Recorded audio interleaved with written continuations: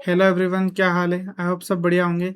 आज हमारा टारगेट है डिविडेंड डिसीजन के कॉन्सेप्ट्स पढ़ने का। कॉन्सेप्ट्स आराम से पढ़ेंगे, सारे फॉर्मूले एक साथ रिवाइज करेंगे अच्छे से। डबल में एक बार और रिवाइज करा दूंगा। किसी को कुछ भी डाउट आए तो आप कमेंट में मुझसे पूछ सकते हो, अदरवाइज मेरे नंबर पर कॉल या मैसेज भी कर सकते हो, ठीक है। अभी डिविडेंड डिसीजन स्टार्ट करेंगे। 5 फॉर्मूले हैं, जिनमें से मोस्टली 3 फॉर्मूले पे एग्जाम में क्वेश्चन आता है। तो अपन 3 फॉर्मूले अच्छे से करेंगे, बाकी 2 भी अच्छे से करेंगे कि एमसीक्यू में आ गया या फिर कहीं पे भी आ जाए। हमको सेफ्टी लेके चलनी है, अच्छे से करना है पूरा सिलेबस, ओके। हम पहला सबसे बड़ा हम पहले से टैकल कर लेते हैं, तो बाद में थोड़ा इजी बचेंगे, ठीक है। सबसे बड़ा फॉर्मूला क्या है? सबसे बड़ा है वोल्टर्स फॉर्मूला, ठीक है। वोल्टर वाइट ब्रेकिंग बैड अगर देखी हो तो वोल्टर वाइट वाला फॉर्मूला हम पढ़ने वाले हैं, ठीक है। इसको दूसरा नाम क्या है इसका? ऑल और नथिंग अप्रोच। क्या बोलते हैं? ऑल और नथिंग अप्रोच। सर ऐसा क्यों बोलते हैं? ऐसा इसलिए बोलते हैं कि हम आगे जब पढ़ेंगे आर और के में डिफरेंशिएट करता है। अगर आर ज़्यादा होगा तो क्या करेंगे, के ज़्यादा होगा तो क्या करेंगे। इसलिए ऑल और नथिंग में फिर से आपको जस्टिफाई करने आऊँगा यहाँ पे, ठीक है। अभी फॉर्मूला एक बार को समझते हैं। फॉर्मूला क्या बोलता है? Sir P0 is equals to DPS plus EPS minus DPS। मतलब ये क्या हो गया? ये आपका कहीं ना कहीं रिटेंशन हो गया क्या? Yes sir. है ना, रिटेंशन पर शेयर, ठीक है। RPS जिसको बोल सकते हैं। उसके अलावा अब आगे क्या बोल रहे हैं? इंटू आर अपॉन के। ओके, अब इंटू आर अपॉन के क्यों किया अपन डिराइव करेंगे, ठीक है। डिवाइड बाय के। अब पहले एक एक चीज को आप समझ लो किसको क्या बोलते हैं। P0 क्या है? P0 बोले तो price of the share today, मतलब आज की डेट पे, ना कि नेक्स्ट ईयर 1 ईयर के बाद नहीं, आज की डेट पे, ओके। फिर आता है डीपीएस। डीपीएस बोले तो यहाँ पर जैसे डीपीएस को एक्सपेक्टेड डिविडेंड ही लिया गया है, ठीक है।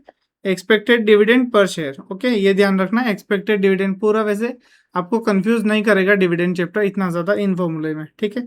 अब फिर भी मान के चलो एक्सपेक्टेड डिविडेंड है। यहाँ पर ईपीएस का फॉर्मूला क्या है? एक्सपेक्टेड अर्निंग्स पर शेयर। अर्निंग्स पर शेयर, ठीक है। फिर क्या आता है? देखो एक चीज पहले मैं आपको सिंपल तरीके से मैं डबल समझा रहा हूँ। अगर कोई बच्चा बाकी चैप्टर ना पढ़ के सीधा डिविडेंड से स्टार्ट कर रहा है तो भी आपको क्लियर हो जाएगा, इतने अच्छे से अपन करने वाले हैं। ईपीएस के 2 पार्ट होते हैं। एक है डीपीएस। डीपीएस बोले तो डिविडेंड पर शेयर, ठीक है। Okay sir. फिर दूसरा पार्ट है रिटेंशन, ठीक है। रिटेंशन बोले तो अपना आरपीएस, ठीक है। अब मान लो ये अगर ईपीएस 100% है ना, तो डिविडेंड अगर 40 होगा तो आरपीएस बाय डिफॉल्ट कितना होगा? 60, ठीक है। डिविडेंड अगर 50 होगा तो आरपीएस कितना होगा? 50। मतलब ये दोनों एक ही के पार्ट है। मतलब ये मान लो ईपीएस अगर एक रोटी है तो ये अगर 40% रोटी हुई तो ये 60%, ये 50% हुई तो ये 50%, इस टाइप से चलेगा, ठीक है। मतलब दोनों ईपीएस के पार्ट है। डीपीएस मतलब डिविडेंड पर शेयर, आरपीएस मतलब रिटेंशन पर शेयर, ठीक है। इतना क्लियर है? Yes sir. ओके। अब देखना आर क्या है सर? आर है रिटर्न ऑन इक्विटी या productivity on return earnings. R मतलब return on equity. Return on equity क्या होते हैं सर?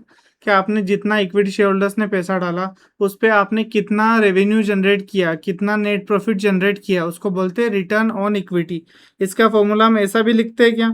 नेट, एक minute, net profit upon equity share holder fund into 100 लिखते हैं क्या हम? Yes sir. है ना, बिल्कुल करेक्ट। तो ये आपका आर हो गया return on equity. Okay sir, तो आर को और क्या बोल सकते हैं? आर को बोल सकते हैं रिटर्न ऑन इक्विटी या आर, ठीक है। Okay sir. अब क्या? के ई बोले तो इसके बहुत सारे नाम है। ये नाम अच्छे से पढ़ो, कुछ डाउट आए तो मुझसे पूछो, क्योंकि ये नाम पढ़ने बहुत ज़रूरी है। एग्जामिनर सीधा के ई बोल के नहीं देगा, थोड़ा सा घुमाने की कोशिश करेगा। तो ठीक है, समझते हैं सर। के ई मतलब required rate of return. Required rate of return क्या होता है? रिक्वायर्ड रेट ऑफ रिटर्न मतलब इक्विटी शेयर होल्डर अगर आपको 1 करोड़ रुपए दे रहे हैं तो उनको रिक्वायर्ड रिटर्न कितना चाहिए? लेट से अगर उनको 10 लाख रुपए चाहिए तो उनको 10% रिटर्न चाहिए। उनको 15 लाख रुपीज चाहिए मतलब उनको 15% रिटर्न चाहिए, ठीक है। मतलब रिक्वायर्ड रेट ऑफ रिटर्न मतलब मैं इतना पैसा अगर तुमको दे रहा हूँ तो मुझे इतना रिटर्न रिक्वायर्ड है, ठीक है। ओके। फिर डिजायर्ड रेट ऑफ रिटर्न। अब रिक्वायर्ड का सब्सटीट्यूट नेम क्या हो गया? डिजायर्ड रेट ऑफ रिटर्न, ठीक है। Cost of equity. Cost of equity हमने कॉस्ट ऑफ कैपिटल चैप्टर पढ़ा है। अगर जो 0 to 50 सीरीज को फॉलो कर रहा होगा तो लेवरेज, फिर रेशियो, फिर अपना कॉस्ट ऑफ कैपिटल। अब आ रहे हैं हम डिविडेंड पे। तो कॉस्ट ऑफ इक्विटी भी आप समझ चुके होंगे कि इक्विटी को लाने की कॉस्ट क्या है, ठीक है। कैपिटलाइजेशन रेट, अब ये भी बोला जाता है, इसको भी ध्यान से समझना कि इक्विटी हम जैसे कैपिटल लाए तो कैपिटलाइजेशन रेट क्या है, उसको भी कॉस्ट ऑफ इक्विटी के ही सब एक ही चीज को बोलते हैं। ये चारों नाम याद हो गए क्या? Yes, sir. एक बार बोल दो मुझे क्या नाम है। Required rate of return, ठीक है, return on equity, ठीक है, और भूल गई सोचो। सर, मैं एक बार याद कर लूंगी फिर कोई से। बात नहीं, कोई बात नहीं, अच्छे से याद कर लेना, क्योंकि एग्जाम में क्या करेगा, कोई भी नाम दे देगा तो अपने को इतना स्मार्ट रहना है कि कोई भी नाम दे, हमारा टारगेट जो है वो केई तक पहुंचने का है। ठीक है, ओके सर। ओके। अब ये आपने क्या पढ़ा, अभी तक आपने जो जो वेरिएबल्स थे उनको समझ लिया। अब यहाँ पर अपन फॉर्मूला समझते हैं। ठीक है, P0 बोले तो, P0 बोले तो, P0 मतलब प्राइस ऑफ शेयर टुडे। ठीक है सर। हाँ। अब डीपीएस क्या होता है सर? देखो इसको ऐसे लेके चलना है, पहले तो एक पार्ट है डीपीएस अपॉन केई और दूसरा पार्ट है हमारा EPS minus DPS into R upon K E, इन दो हिस्सों में लेके चलना है अपने को। ठीक है, अब देखना एक पार्ट ये हो गया, एक पार्ट ये हो गया, तो डीपीएस अपॉन केई क्या होता है? आपने बेसिक एक चीज समझना कि आपको डिविडेंड मिलता जाएगा पर शेयर कितना, लेट से 10 रुपए, 15 रुपए, 20 रुपए। तो आप ये करते हो ना कि 10 रुपीज आपको डिविडेंड मिल रहा है, डिवाइडेड बाय 0.1 का आपका क्या है, के ही है, मतलब आपकी कॉस्ट ऑफ कैपिटलाइजेशन है। तो रिटर्न ऑन परपेचुइटी हम पढ़ते थे, तो उसमें क्या करते थे, जो भी अमाउंट हमको आता था, लेट से इंटरेस्ट, इंटरेस्ट अपन क्या करते थे, इंटरेस्ट का रेट, एक मिनट है ना, यहाँ क्या करते थे, रेट ऑफ इंटरेस्ट। ठीक है, यही करते थे ना। तो ऐसे यहाँ पर क्या करना है, डिविडेंड अपॉन के ई, मतलब डिविडेंड का जो भी रेट है, इक्विटी शेयर होल्डर का जो भी रेट है। ठीक है, required rate, desired rate, capitalization rate, cost of equity, सब एक ही चीज है। ठीक है सर। अब दूसरी चीज समझना, यहाँ पर आप ईपीएस माइनस डीपीएस क्यों कर रहे हो सर? ईपीएस माइनस डीपीएस इसलिए कर रहे हैं कि इसमें बचा रिटेंशन क्या है। आपने 10 रुपए कमाए, आपने 4 रुपए डिविडेंड के रूप में बांट दिए, तो आपके पास कितने रुपए बचे, 6 रुपए बचे। तो 6 रुपए आपके जो यहाँ पर बचे हैं, है ना, 6 रुपीज यहाँ पर बचे हैं, उनमें आप लेट से 20% के रेट पर पैसा कमा रहे हो। ठीक है, 20% आप पैसा कमा रहे हो। क्या मतलब, आपने लेट से किसी प्रोजेक्ट ए में या फिर मान लो फाइनेंशियल प्लान ए में इन्वेस्ट किया, तो उसके बाद क्या हुआ, आपने वहां से 20% रिटर्न कमाया, तो ये आपका रिटर्न नेट प्रॉफिट हो गया। ठीक है, अब के ई क्या हो गया, लेट से ये 15 है ना सर। तो इसमें क्या आएगा हमारा टोटल, इसका करना सोल्व, 6 × 20/15, मतलब आपने 8 रुपीज का और एडिशनल बेनिफिट कमा लिया पैसा रोक के। आपको देखो, आपने कितने रुपए कमाए थे, आपने सर 10 रुपए कमाए थे। ठीक है, 10 रुपए में से आपने क्या किया, आपने 4 रुपए तो इक्विटी शेयर होल्डर्स को दे दिए डिविडेंड के रूप में, 6 रुपए आपके बच गए। तो 6 रुपए आपने बचाए थे, तो वो बचाए तो उसका कुछ तो फायदा हुआ होगा, कुछ तो बिजनेस में आपने वो पैसा डाला होगा। हाँ सर डाला था ना, 6 रुपए को हमने क्या किया, हमने 8 रुपए बना दिया। अच्छा, 6 रुपए से सीधा 8 रुपए, मतलब आपने लगभग कितना, 33% ग्रोथ कर ली है। ओके, तो ये हमारा फॉर्मूला इतना होता है। ठीक है, आया समझ में? तो आपने क्या किया, आपने कमाया डिविडेंड, और आपने क्या कमाया, एक और आपने कमाया ईपीएस माइनस डीपीएस, जो रिटेन्ड अर्निंग्स था उस पर आपने रिटर्न कमाया।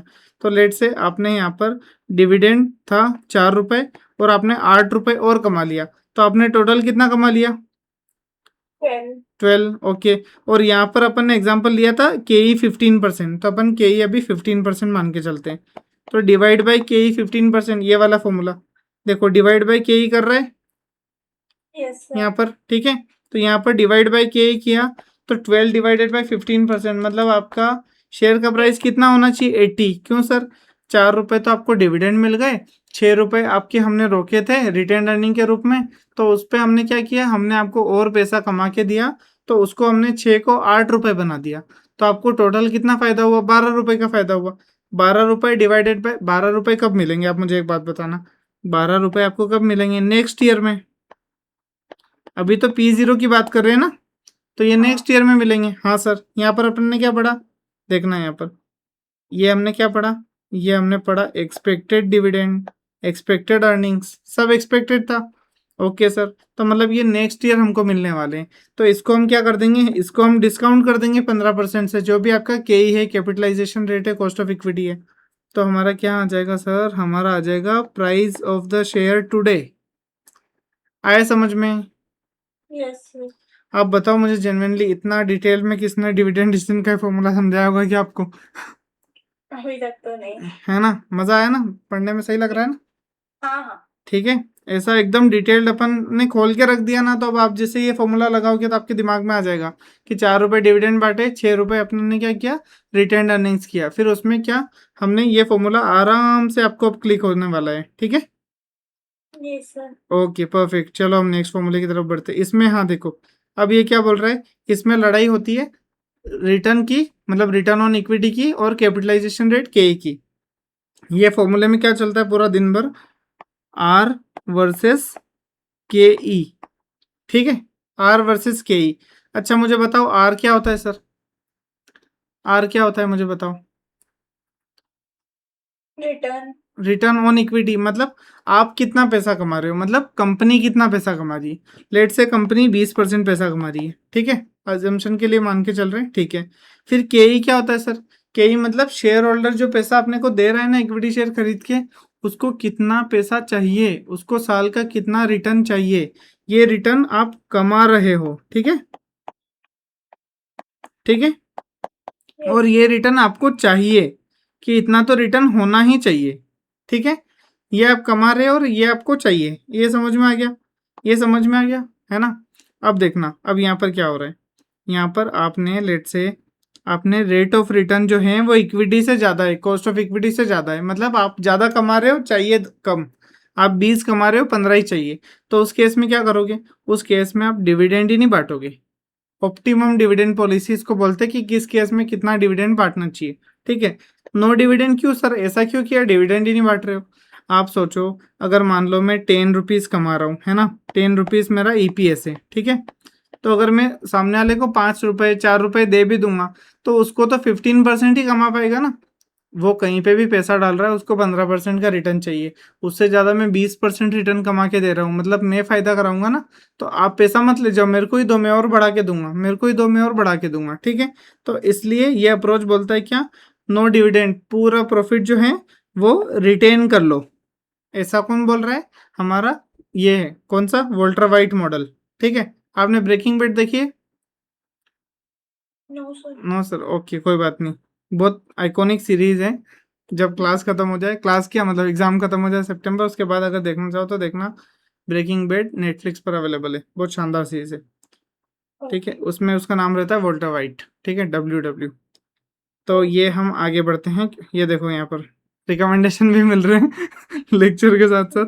ठीक है, रेट ऑफ रिटर्न अब क्या के से कम है। Okay, rate of return, let say rate of return क्या है हमारा, यहाँ पर 20 था, यहाँ पर 15 था। ओके सर, यहाँ पर लेट से 10 है और यहाँ पर अभी 15 है, तो आपका के ही ज़्यादा है, मतलब आप 10 रुपए कमा रहे हो लेकिन चाहिए कितने, 15 रुपए। तो उस केस में क्या होगा, डिविडेंड वाले क्या बोलेंगे, इक्विटी शेयर होल्डर आप तो फुल डिविडेंड दे दो, आप तो रहने दो, आपसे ज़्यादा हमको उम्मीदें नहीं है, हमको 15% कहीं और से मिल रहा है तो हम वहाँ पैसा डालेंगे यहाँ से निकाल के। तो आप हमको क्या कर दो, फुल डिविडेंड बांट दो, 10 रुपए कमाए ईपीएस तो 10 का 10 बांट दो। क्यों बांट दो, क्योंकि सर हमको 15% चाहिए, आप तो 10% ही दे पा रहे हो, तो हम बांटने में विश्वास करेंगे। ठीक है, full profits to be distributed as dividend. Okay sir, ठीक है। अब तीसरा कॉन्सेप्ट क्या बोलता है सर, रेट ऑफ रिटर्न जो है ना वो इक्विटी के बराबर है, मतलब rate of return is equal to cost of equity. ठीक है सर, इस केस में क्या होगा मुझे बताओ।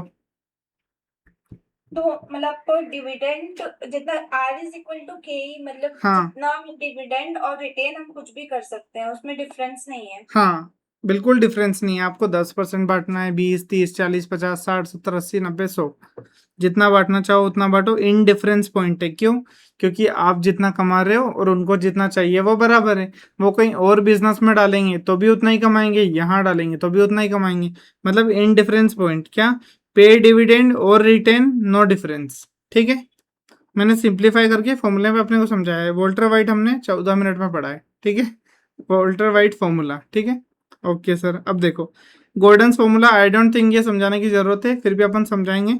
पर ये फॉर्मूला आप याद करो, कॉस्ट ऑफ कैपिटल में इसका तो मिसयूज हुआ है पूरा बकायदा, है ना। कितना किया है अपन ने, P0 is equal to D1 upon K E minus ji, D1 upon K E minus जी, ये सबसे ज़्यादा जनरली पॉपुलर फॉर्मूला है। ठीक है, अभी पहले आपने यहाँ मैंने बोला था कि मैं इस पॉइंट को जस्टिफाई करूंगा कि वोल्टर वाइट फॉर्मूला को ऑल और नथिंग अप्रोच बोलते हैं। आपको समझ में आया, या तो पूरा डिविडेंड दे दो या 1 भी रुपया डिविडेंड मत दो। ठीक है, ओके ओके चलो अब आगे बढ़ते हैं गोल्डन फॉर्मूला पे। देखो गोल्डन फॉर्मूला में क्या, G for growth, G for golden.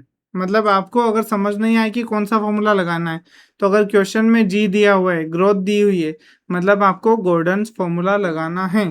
ठीक है, आया समझ में? ओके। ओके। अब देखो इसके दो अजम्पशन है। दो अजम्पशन से पहले हम क्वेश्चन ये फॉर्मूला समझेंगे, फिर अजम्पशन की तरफ जाएंगे, तो अपने को जस्टिफाई भी फील होगा। ठीक है, पहले क्या बोला, D1। तो D1 क्या है सर? D1 मतलब एक्सपेक्टेड डिविडेंड। ठीक है, एक्सपेक्टेड डिविडेंड बोले तो D0 1 प्लस जी, इतना तो अपने को आ गया है। या फिर दूसरा ऑप्शन क्या है, E1 into dividend pay out ratio, मतलब अर्निंग पर शेयर अगर एक्सपेक्टेड अर्निंग्स गिवन है तो उसमें डिविडेंड पे आउट लगा दो, लेट से 40%, तो 10 का 44 आ जाएगा आपका आंसर। ठीक है सर। फिर दूसरा क्या, जी। जी मतलब ग्रोथ रेट इन डिविडेंड या growth rate in equity share भी आप बोल सकते हो। ठीक है, आप ये फॉर्मूला बहुत अच्छे से याद कर लेना। क्या, return on equity into retention ratio. ये क्या फॉर्मूला बोल रहा है अपना, ग्रोथ वाला फॉर्मूला बोल रहा है। कैसे, ये एक और ऐसा भी बोला जाता है यहाँ पर शॉर्ट फॉर्म में, G is equals to B into R. ठीक है, तो बी मतलब आपका रिटेंशन रेशियो कितना, जैसे मान लो आपने जितना डिविडेंड बांटा ना, 100 में से वो डिडक्ट कर लो। आपने, मैंने अभी यहीं पे समझाया आपको कि टोटल आपके पास 100 रुपीज़ है, तो जितना आप डिविडेंड बांटोगे बाकी का आपका रिटेंशन बन जाएगा। ठीक है सर, तो आपने बाकी का जितना भी रिटेंशन आ रहा है, ये वाला पार्ट, इसको क्या करना है, एक मिनट, ये वाला पार्ट जितना भी आपका रिटेंशन आ रहा है, ठीक है, इसको आपको रिटर्न ऑन इक्विटी से मल्टीप्लाई कर देना। क्यों मल्टीप्लाई करना है सर? क्योंकि जो रिटेंशन पार्ट है उसको आप फिर से री इन्वेस्ट करोगे ना उसको, क्योंकि आपने रिटेन कर लिया तो आप डबल री इन्वेस्ट करने वाले हो, तो इसलिए बी इंटू आर आपका हो जाएगा। कोई डाउट इसमें? No sir. ठीक है सर, ओके। अब देखना यहाँ पर क्या बोला इसने, अजम्पशंस, दो अजम्पशन लिए हैं। ठीक है, एक अजम्पशन बोलता है कि के एंड जी आर कांस्टेंट। क्यों कांस्टेंट है सर? क्योंकि हमारा ये जो फॉर्मूला है यहाँ पर हमेशा फिट होना चाहिए, क्योंकि क्या बोल रहा है, P0 जो है ये D1 अपॉन के माइनस जी होना चाहिए। ठीक है सर, इतना समझ में आ गया। अब के और जी अगर कांस्टेंट रहेंगे तभी तो हमारा एग्जैक्ट प्राइस आएगा। मान लो हमने P0 D1 अपन के माइनस जी लगाया, आज मान लो 10 रुपए का प्राइस आया शेयर का, फिर कल जाके के ही चेंज हो गया, जी चेंज हो गया, तो कहीं ना कहीं अगर वो चेंज होता है तो अपना फिर एजम्पशन गलत हो जाएगा। तो इसलिए के ई और जी हमेशा कांस्टेंट रहना चाहिए। ठीक है, डिविडेंड चेंज हो सकता है क्या? हाँ, डिविडेंड कर सकते हैं बिल्कुल, चेंज। कोई दिक्कत नहीं। अब दूसरा चीज समझना, K E is always greater than G. K E is always greater than G, आप देखना यहाँ पर आपने क्या किया है, यहाँ पर आपने के ई माइनस जी लिखा है, तो के ई जो है वो हमेशा ग्रेटर होगा, तभी जाके आपका आंसर पॉजिटिव आएगा। अदरवाइज लेट से यहाँ पर के ई 5 है और जी 10 है, तो -5 का डिनोमिनेटर आ जाएगा, मतलब आंसर माइनस में आ जाएगा। तो क्या किसी चीज की प्राइस माइनस में हो सकती है क्या? No sir. किसी चीज की प्राइस माइनस में तो नहीं होगी ना, पॉजिटिव ही होगी ना, भले गई से गई हालत जीरो, जीरो से नीचे तो नहीं जानी चाहिए किसी चीज की प्राइस। तो इस वजह से के ई और जी कांस्टेंट होना चाहिए, और K E is always greater than G. जी। करेक्ट। ठीक है, ये अपना दो फॉर्मूले हो गए, बहुत बढ़िया। अब तीसरा, पहले ये फॉर्मूला बताता हूँ, क्योंकि इन दोनों फॉर्मूले में थोड़ा सा मतलब कुछ अजम्पशंस वगैरह हैं। ये वाला फॉर्मूला थोड़ा सा और प्रैक्टिकल है। तो ये वाले फॉर्मूले को क्या बोलते हैं, क्वेश्चन में बोलेगा कि अप्लाई MM अप्रोच। ठीक है, जब आपको ये फॉर्मूला लगाना है। ओके सर, अब देखना अपना जो इलस्ट्रेशन नंबर 1 है ना, वो ही आपके बहुत सारे डाउट्स क्लियर कर देगा। उससे पहले हम क्या करेंगे, 2 3 थोड़े छोटे छोटे क्वेश्चन करेंगे, उसके बाद इलस्ट्रेशन 1 पे आएंगे। ठीक है, तो अभी हम करते हैं ये वाला क्वेश्चन, इसमें ये वाला कॉन्सेप्ट अपना। ठीक है, P0 is equals to P1 plus D1 upon 1 plus K. आप समझना, ठीक है, किसी भी चीज की आज की प्राइस क्या होती है, आज की प्राइस क्या होती है, आपको एक सिंपल सी बात बोलूंगा, आप चीज को समझना।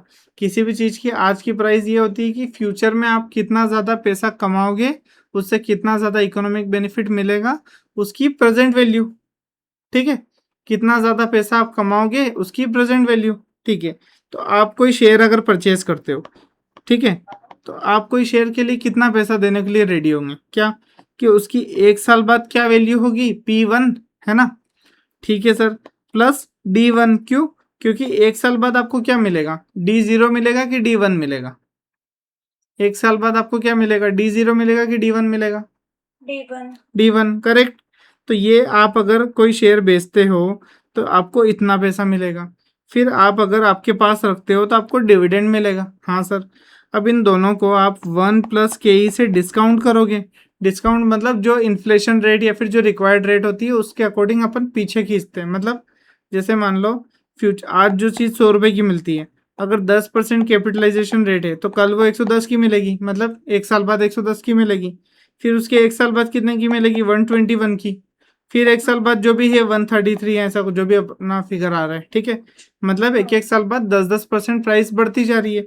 तो आपका P1 आप फ्यूचर में प्राइस होगी शेयर की, और D1 आपका क्या होगा, डिविडेंड मिलेगा फ्यूचर में। इन दोनों को प्लस कर लो, डिवाइड बाय क्या करो, डिस्काउंट कर दो उसको 1+KE से। यह है समझ में?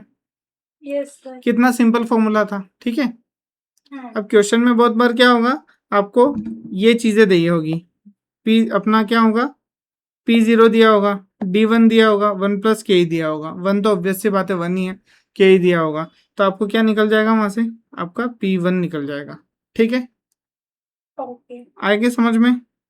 Yes sir. ओके। अब देखो यहाँ पर है ना, जैसे आपका P1 आ जाएगा उसके बाद आप नंबर ऑफ शेयर्स कैसे कैलकुलेट कर पाओगे, वो हम थोड़ा सा और क्वेश्चन में समझेंगे। तो ये वाला पार्ट अगर आपको अभी नहीं भी समझ में आता है, ये तो आ गया होगा, इसमें तो कोई दिक्कत नहीं है। पर ये वाला पार्ट जो है, ये आपको अगर थोड़ा बहुत नहीं भी समझ में आता है तो क्वेश्चन से और अच्छा ब्रशअप हो जाएगा कॉन्सेप्ट, ठीक है। डबल में वहाँ पे पढ़ाऊंगा। अभी क्या बोलता है, it says whether we declare dividend और not, value of the firm, value of the company will remain the same. मतलब ये कॉन्सेप्ट क्या बोल रहा है कि अगर आप अप्रोच क्या बोलता है कि आप डिविडेंड डिक्लेयर करो या डिविडेंड ना डिक्लेयर करो, आपकी जो फर्म की या कंपनी की जो वैल्यू है वो हमेशा सेम रहने वाली है। ये हम आगे जाके प्रूव भी करेंगे, ठीक है सर। वैल्यू ऑफ फर्म का फॉर्मूला क्या लगाना रहेगा आपको, old shares plus new shares. मतलब जैसे ये क्या बोलेगा कि आपको 2 लाख रुपए चाहिए, तो आप कितने शेयर इशू करोगे तो आपको 2 लाख रुपए मिल जाएंगे। तो आपके ओल्ड शेयर तो क्वेश्चन में गिवन होंगे, न्यू शेयर आपको कैलकुलेट करना होंगे, ठीक है। इनटू करेंगे P1, क्यों, क्योंकि फ्यूचर का प्राइस रहेगा ना। आपको वैल्यू ऑफ फर्म कब निकालोगे, 1 ईयर के एंड पर, तो इसलिए P1 से मल्टीप्लाई करेंगे। अब इन्वेस्टमेंट क्या होता है, इन्वेस्टमेंट मतलब कंपनी से पैसा लग गया, मतलब इसको माइनस करेंगे, क्यों, क्योंकि इन्वेस्टमेंट मतलब कंपनी ने पैसा कहीं प्रोजेक्ट में लगा दिया, तो आपके कैश बैंक जहाँ पे भी पैसा पड़ा था वहां से तो माइनस हो जाएगा, ठीक है। प्लस अपना क्या, सी बोले तो, सी का यहाँ पर क्या लिखा है, 1 मिनट, सी की जगह यहाँ पर ई आना चाहिए, सॉरी सी लिखा हुआ है, 1 मिनट है ना। अब नोट्स में एक बार चेंज कर लेना, ठीक है। ओके। हाँ, I+E आना चाहिए। ई बोले तो आप फ्यूचर में और कितना अर्न करने वाले हो, ठीक है सर। ये आ गया अपने को समझ में क्या। आप देखो एक चीज समझना, पुराने शेयर प्लस नए शेयर, इन दोनों का आप क्या करोगे, P1 से मल्टीप्लाई करोगे, तो उससे क्या आएगा, उससे आपका आएगा कि आपकी शेयर की, आपकी फर्म की अभी वैल्यू कितनी है, ठीक है। इतना समझ में आ गया। फिर अगर आपने कुछ इन्वेस्टमेंट किया तो आपका कैश बैंक चला जाएगा, तो आपका इन्वेस्टमेंट माइनस हो जाएगा। और आपने कुछ कमा लिया तो अर्निंग्स आपकी ऐड हो जाएगी, तो अर्निंग्स प्लस हो जाएगी, इन्वेस्टमेंट माइनस अर्निंग्स प्लस, ठीक है। फिर इन सबको, ये तो ईयर 1 के एंड में बात हो रही है, ईयर 1 मतलब Y1 के एंड पे बात हो रही है। Y0 करेंगे तो 1+KE आपका डिस्काउंट कर देंगे। इतना समझ में आया क्या, 1+KE क्यों करते हैं, बेसिक चीज है, पर समझ में आया कि नहीं बता दो मुझे। आ गया सर। ओके, बहुत बढ़िया। आई बोले तो इन्वेस्टमेंट, ई बोले तो अर्निंग, P1 बोले तो price at the end of year 1, ठीक है। हाँ। 3 समझ में आ गए सर। अब क्या बोलता है, अब बोलता है ग्रेहम एंड डॉट मॉडल, ठीक है। इसको ट्रेडिशनल अप्रोच भी बोलते हैं। अगर question gram and dot model बोले तो अपने को ये समझ जाना ये वाला फॉर्मूला है, अगर ट्रेडिशनल अप्रोच बोले तो क्या समझना है, यही फॉर्मूला है। करेक्ट, ठीक है। इसका ये अब थोड़ा सा लॉजिकल नहीं है, अजम्पशन बेस्ड फॉर्मूला है, उन्होंने उनके हिसाब से कुछ तो गणित लगाई और ये फॉर्मूला बना दिया है। तो जहाँ लॉजिक थे वहां मैंने आपको लॉजिक दे दिए। ये बस एक फॉर्मूला है, एक मल्टीप्लायर टाइप का, जैसे इकोनॉमिक्स में हम पढ़ते थे ना कि मल्टीप्लायर दिया होता था, तो बस ये मल्टीप्लायर को मल्टीप्लाई करना है, ठीक है। यहाँ एम मल्टीप्लायर आ गया, डिविडेंड प्लस अर्निंग को ऐड करना है, डिवाइड बाय 3 करना है, ठीक है। उनका ऐसा अजम्पशन था कि जनरली कोई भी कंपनी 33% डिविडेंड बांट देती है और 66% डिविडेंड जो है वो रिटेन्ड अर्निंग्स कर लेती है, ऐसा उनका अजम्पशन था। तो ये कोई इसमें लॉजिक नहीं है, इसमें बस फॉर्मूला अपने को याद करना है, क्या, M × D+E डिवाइड बाय 3, ठीक है। M okay. × D+E divide by 3, ठीक है। ओके सर, इतना हो गया। हाँ sir, M is equals to आपका क्या आ जाएगा, मल्टीप्लायर। ठीक है, ये एक फॉर्मूला क्या नाम था? ट्रेडिशनल अप्रोच, और अजीब सा एक नाम है, वो थोड़ा पढ़ने में याद हाँ नहीं जाए। ठीक है, याद कर लेना आराम से।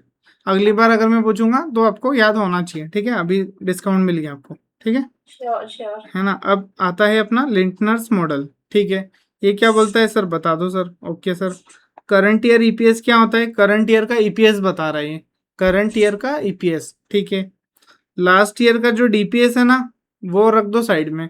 उसके बाद अब एडिशन क्या होगा हम वो देखेंगे, ठीक है। लास्ट ईयर डीपीएस साइड में रखा, फिर करंट ईयर का जो ईपीएस है इसको टारगेट पे आउट रेशियो में मल्टीप्लाई करो। मतलब ये कहीं ना कहीं आपका डीपीएस निकल रहा है क्या, करंट ईयर का, है ना। इसमें क्या करो, लास्ट ईयर का डीपीएस माइनस कर दो, तो डिफरेंशियल फिगर आ जाएगा। लेट से आपका करंट ईयर का डीपीएस, लास्ट ईयर का डीपीएस था 5, करंट ईयर का आपका ईपीएस आया 15, आपका पे आउट है लेट से 50%, तो आपका यहाँ पर क्या आ जाएगा, इसका टोटल 7.5 आ जाएगा, ठीक है। माइनस लास्ट ईयर का डीपीएस कितना था, 5, ठीक है। तो आपका ये इसका टोटल कितना आ गया, 2.5, ठीक है। और इंटू एडजस्टमेंट फैक्टर। अब एडजस्टमेंट फैक्टर क्वेश्चन में जो हो वही चलेगा, अपन को कुछ अज्यूम नहीं करना है। आपको नहीं पूछेगा कि एडजस्टमेंट फैक्टर क्या होता है। तो आपको लेट से यहाँ पर 2 है, तो आपने क्या किया, ये इसका आंसर आया 15 अपना, सॉरी इसका आंसर क्या आया अपना 5 लास्ट ईयर था, और आपका ये सोल्व करते करते ये कितना आ गया, 5 आ गया। तो 5 + 5 आपका करंट ईयर का ईपीएस कितना होना चाहिए, करंट ईयर का ईपीएस 10 होना चाहिए। ये बस ये फॉर्मूला है, इसका कुछ डेरिवेशन वाला कुछ सीन नहीं है, बस मैंने आपको समझा दिया। इसको एक बार अच्छे से याद कर लेना। लॉजिक मैंने आपको देने की कोशिश की है। लास्ट ईयर के डीपीएस को साइड रख दो, करंट ईयर के ईपीएस में टारगेट पे आउट रेशियो मल्टीप्लाई करो, तो आपका क्या आ जाएगा, करंट ईयर का डीपीएस आ जाएगा। इसमें से क्या करो, लास्ट ईयर के डीपीएस को माइनस कर दो, तो डिफरेंशियल जो भी आता है उससे एडजस्टमेंट फैक्टर को मल्टीप्लाई कर दो, दैट्स इट, ठीक है। ओके। आगे समझ में। अब एक बार मैं फटाक से रिवाइज करा देता हूँ आपको। वोल्टर वाइट का फॉर्मूला क्या बोलता है, DPS plus EPS minus DPS into R upon K E, पूरा होल डिवाइडेड बाय क्या, के ई, ठीक है। Okay sir. फिर गॉर्डन फॉर्मूला क्या बोलता है, Gordon formula G for Gordon, G for growth, P zero is to D one upon K E minus जी, ठीक है सर। फिर ग्राम एंड डॉट क्या बोलता है, traditional approach M into D plus E divide by 3, okay sir. फिर M approach क्या बोलता है, P0 is to P1 plus D1 upon 1 plus KE, okay sir.